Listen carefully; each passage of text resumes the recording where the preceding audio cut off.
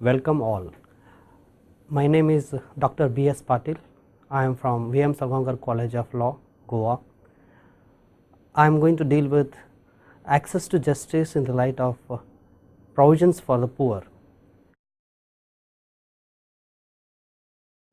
And in this whole process, I have framed a scheme of my presentation which include a bit of a reality check, where we are going to look into really there is a differential justice delivery for poor as compared with the other persons, the constitution, how it looks into access to justice for poor, and then we move on to three important legislations, that is access to justice in the light of civil procedure, then the criminal procedure, and lastly I am going to take up the role of advocates. So therefore I am going to look into the act, that is Advocates Act, which provides for a kind of access to justice through the advocates, and then the other one would be the bill which is supposed to be brought into force, that again concerning with advocates. So when we talk about procedural rights, they are very important for a person to exercise his right, as well as in case of violation of a right he can bring it to the notice of the authorities so that the violated right can be redressed. In Constituent Assembly, when Dr. B.R. Ambedkar was making a speech, he said that if I am asked which is the most important provision of the Indian Constitution without which the Constitution would not survive, I would point to none other than Article 32, which is the soul of the Indian Constitution. Here I am bringing it to your notice of the statement of Dr. Ambedkar solely with an object to highlight the importance of procedural rights. So therefore here what I am trying to mention is Dr. B.R. Ambedkar was trying to highlight the importance of procedural rights. The existence of procedural rights is ensurement of enforcement of rights. So therefore providing the justice and providing right to access to court becomes one of the major functionaries of our justice system. If you look at our Indian justice system, we follow a formal justice system which is based on common law system, where the doctrine of precedent plays a major role. The judiciary, it interprets the law, it implements the law, but at the same time while interpreting the law it also ensures the evolution of law, looking into the evolution of the society.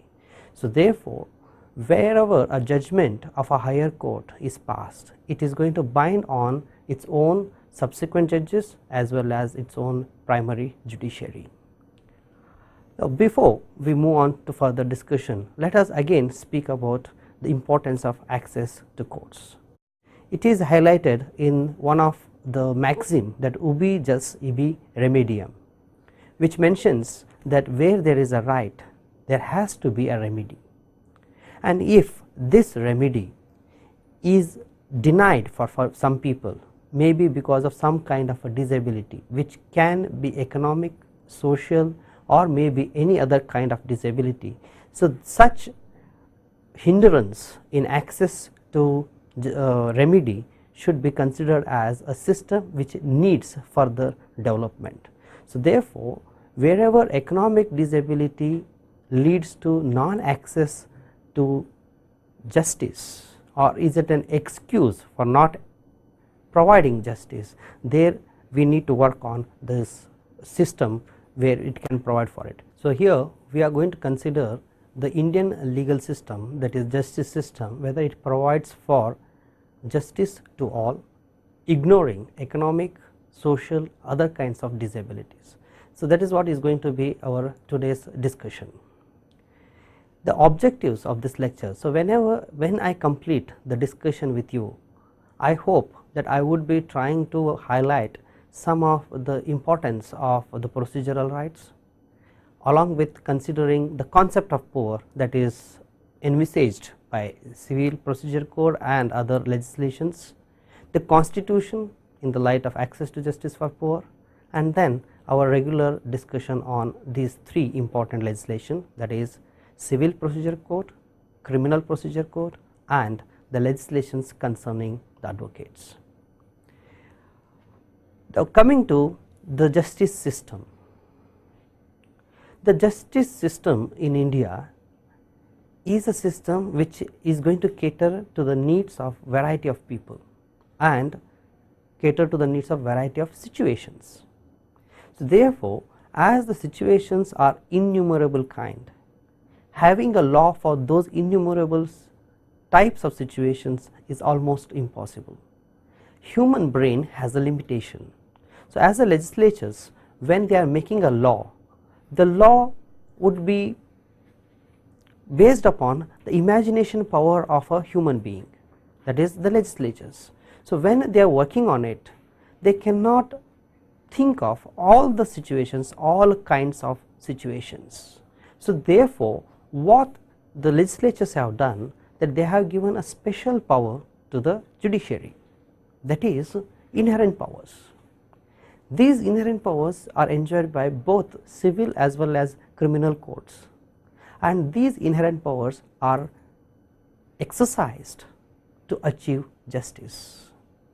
To highlight my point, let me take up a small example. Say a case of impersonation.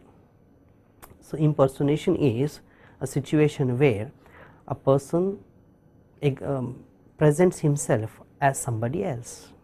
Say for example, a fraudster, an habitual criminal, he appears before a housewife, he knocks the door and introduces himself to the housewife as, say, a person who deals with the gas, the cylinder company, that is, say for example Hindustan Petroleum, and he convinces her that the cylinder has to be changed or some other and then as a result of that convincing, he dupes that housewife.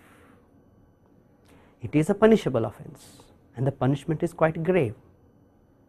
Take another situation, a student who is genuinely concerned about the future of his close friend who could not clear the exams. So now there is a supplementary paper. The student offers himself. He makes a proposal that he is going to write exam on behalf of his friend so that he can pass the exam and continue with his studies. It is a case of impersonation because he is sitting writing exam for somebody else. If both are arrested and brought before the court, punishing both of them with imprisonment will lead to injustice. Why I say that is because while doing justice, we also look into the status of the criminal. So whether he is an hardened criminal or whether he is an amateur, whether this criminal can be reformed, whether this criminal can get back to the society and lead a life which contributes to the society. I find in the second instance that student needs a second chance. Again, I find that in the first case, the hardened criminal does not deserve a second chance. So here we are going to make a differentiation. Proved guilty, convicted is the first case. In the second case, proved guilty but refused to be convicted, left on admonition. Now this is what the judiciary does, and this is the level of freedom, that is the discretionary power the judge enjoys, and this is known as inherent powers. Why I am mentioning this is because the same inherent power should be used when it comes to access to justice for poor.